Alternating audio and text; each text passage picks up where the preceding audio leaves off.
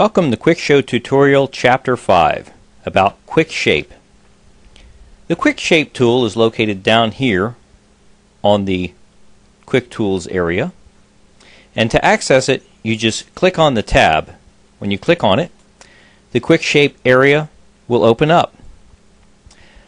Before we actually get into the QuickShape tool and how to use it, let's discuss what the QuickShape tool might be used for.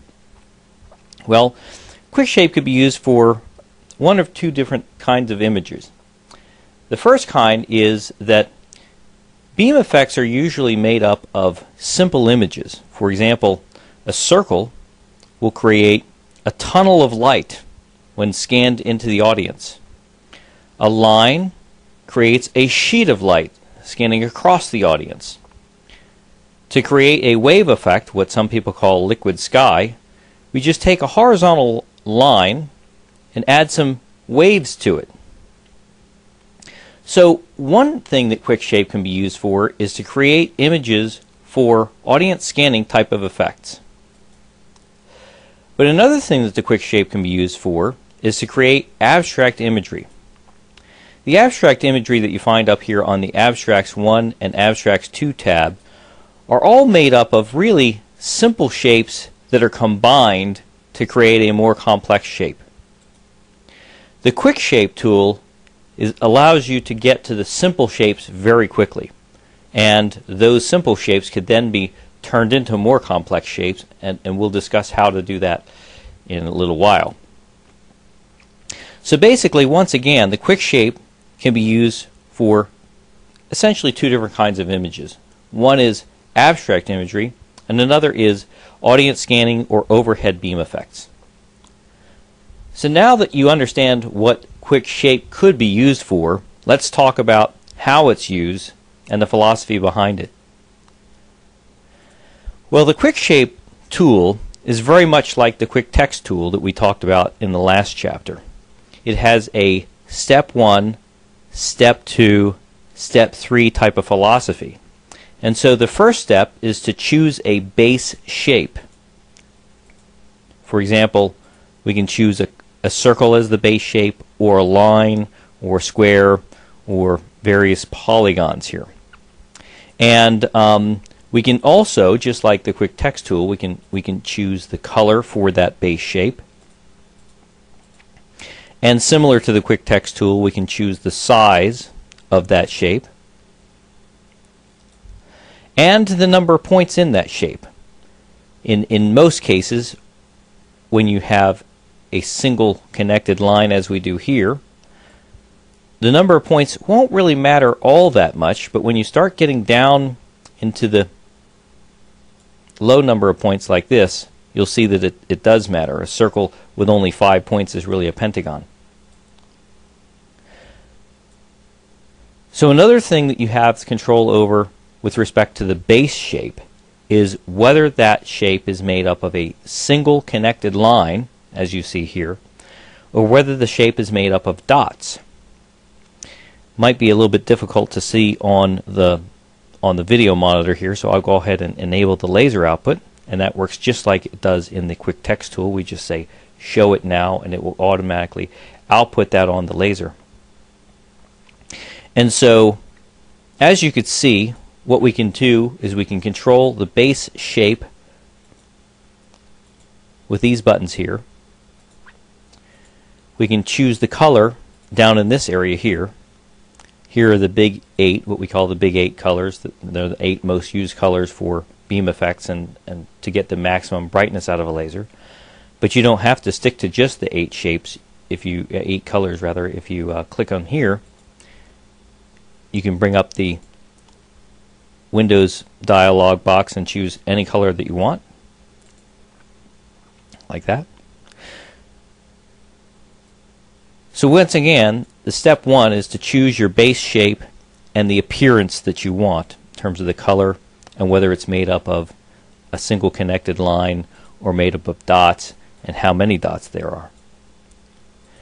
Step 2 is to select a modifier or an effect that will be applied to that base shape. We have some built-in effects here, for example, one that will put 5 loops onto the effect, something that'll put 5 waves onto the base shape, something that'll put 10 loops. And what you'll notice is that this doesn't really look all that loopy. It looks kind of angular, and that's because at this particular moment I have very few points in the image. If I increase the number of points, I can see that it starts to round out.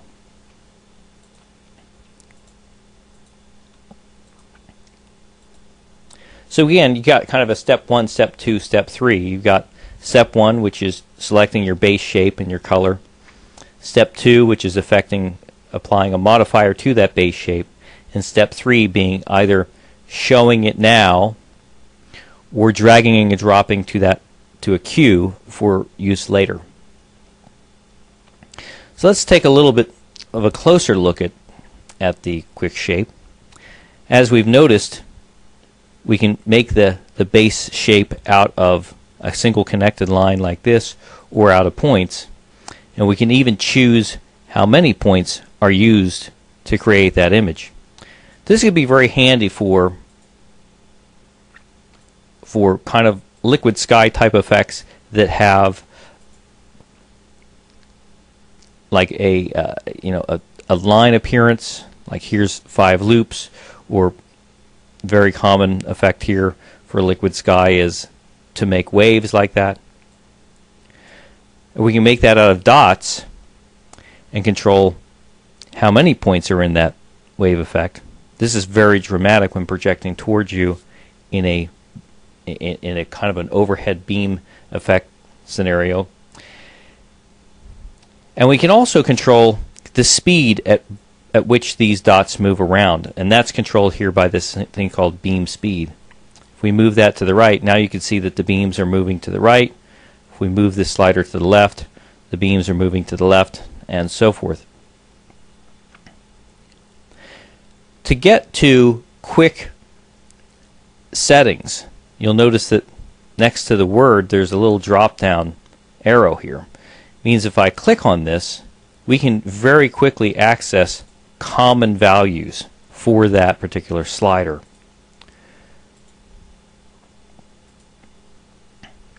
If we want to get back to a beam speed of 0 very quickly, instead of fiddling with the control here or even manually typing in a 0, what we can do is just drop down this, select a 0. So the little drop downs give you very quick access to commonly used speeds. So let's drill down here a little bit and get to actually looking at how these are made up. One of the things that you'll notice here is this little E, and that little E means effect editor. That same E is used over on this tab here. So for example, while I'm clicking on this, you'll notice that the effect editor is actually changing. That's because the effect that is associated with each one of these settings becomes loaded into this effect editor tab. So what I can do now is I can actually adjust the settings for this shape while this effect editor tab is open. So for example, the amplitude controls how tall those waves are. Obviously the number of waves controls how many waves there are. Right now there's 5 waves. I can make a smaller number of waves like that or a greater number of waves like that. And just like in the quick shape area, we have the little down pointing arrows so that we can very quickly get to common values for this control. And the speed controls how fast, forward or backward, the shape is actually moving. And once again, to stop that, we just drop this down. You can't really see it on the screen capture, but there's a little 0 here, and I could stop that exactly. So it's very easy to create simple shapes as those that would be used for audience scanning type of effects in liquid sky, and to choose the color here. In addition, what we can do is just as we could in the text portion, we can add a more complex color effect just like this. And so when we have the color effect chosen here, we can add some additional colors in there.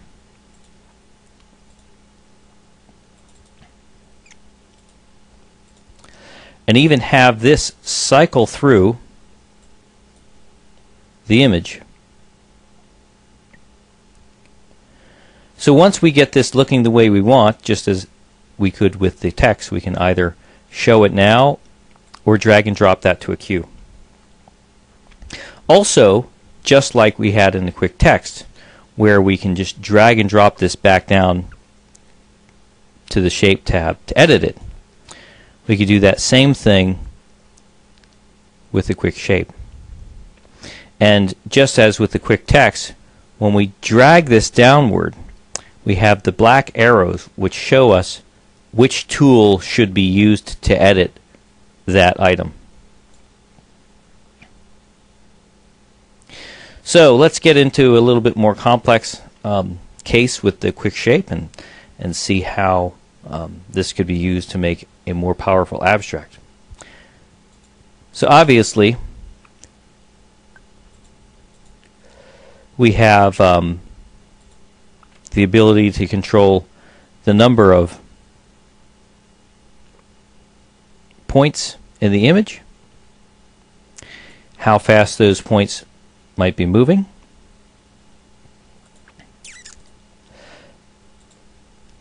and whether it's a single connected line or made up of dots. So let's make a little bit more of a complex abstract. What we could do is we'll start off with a simple circle, just like this. Come over here, if you click in here, you can access the effect editor. And so what we can do is we can add an XY oscillator. That gives you loops. That's why it says loops. We'll add some more points there to make it a little bit more smooth. And I'll go ahead and show it on the laser just so we can see this while I'm building it. So we have this simple shape like this. We can control the amplitude of the loops, how many loops there are, and the speed at which they move. So this is very easy to use Abstract Generator. And what we'll do is we'll add another type of modifier here called a modulator. You can see what that's starting to do now.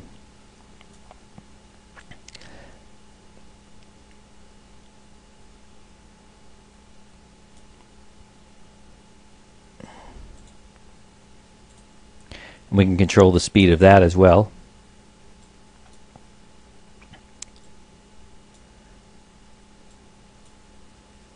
So you start to get the idea that something that started off just as a circle, and we can have these little check marks here, what I can do is uncheck them to reduce the application of this so that these are no longer applying to the base shapes. We could take a look at this simple base shape here, and we could see the effect of each one of these by clicking on them, and we could see the combined effect by enabling both of them. So now that we have this, what I'm going to do is add a color effect. We'll have that color effect also repeating 5 times, and maybe we'll have that kind of rolling through there a little bit, maybe a little bit more slowly. And then finally what we'll do is add another kind of a color effect, but we're going to change that. I'm going to say color effect again, but this time one of the things that you'll notice when you scroll this, there are different options for the color effect. So I'm going to say that I want to affect, it's a little bit difficult to see with this screen capture software, but I'm going to tell it that I want to affect the brightness, not the color, and that I want it to do something called discretely, and unfortunately in this screen capture software you can't see it, but all the way down here there's something called discrete. And what that does is it makes it so that we're not going to go through shades of something, but it's going to be a much more dramatic effect. I'll change this to black and white. So now what we have is this particular color effect is basically blacking out the color or allowing the color with full brightness. So now what we can do is we can change the speed of that, and you can see we have this kind of chasing effect, and the number of repeats is the number of times it's going to repeat this black and white combination. So we can also repeat that 5 times, and now we have something that looks like what we call a symmetry type pattern. So we take something very simple like the circle, and just by adding oscillators and modulators,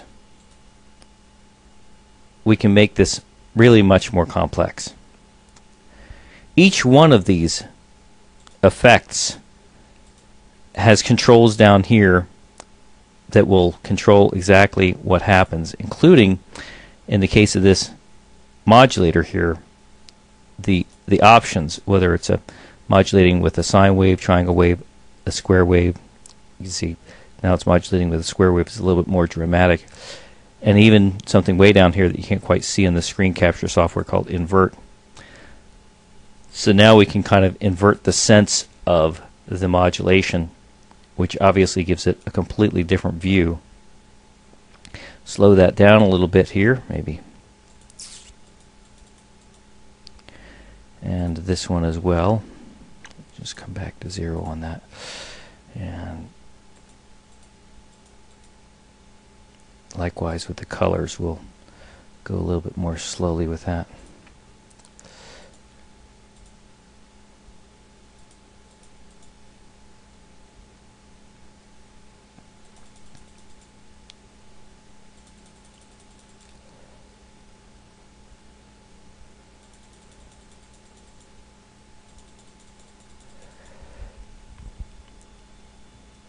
And as you can see, basically what we could do is we can kind of go on and on and on.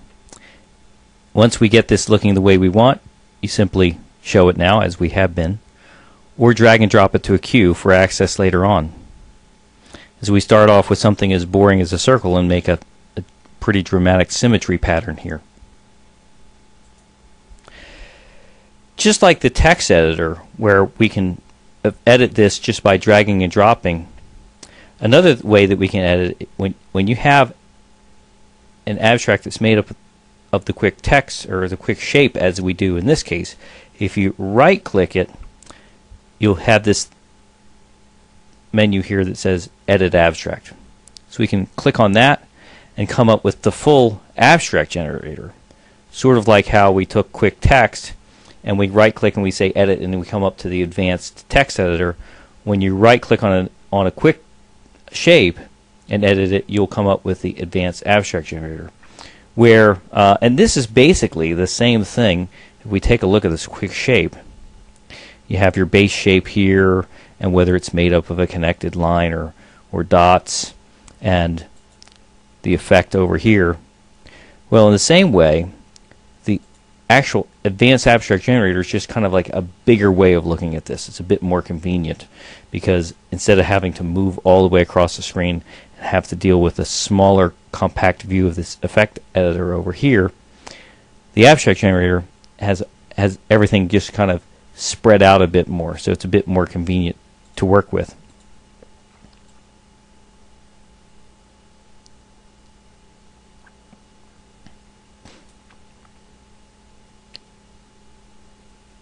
And just like all the other tools, we could show it now. We could also choose the zone where we're going to show it. So for example, I show it in that secondary graphics zone. That's in the upper left hand corner. You show it in the atmospheric effects zone. Show it sort of like, gives it a view as though it's coming towards us. So that's pretty much it for quick shape. There's not too much to it.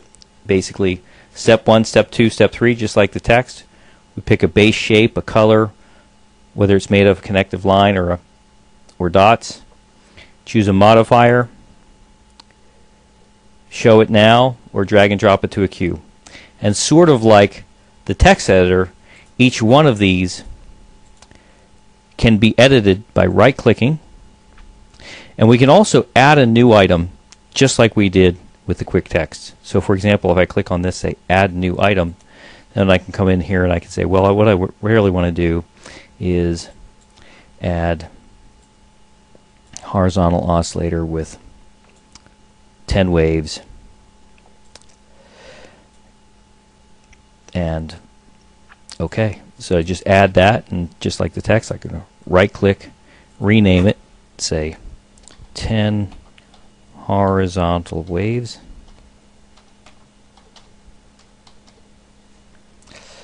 and it's there anytime I need it.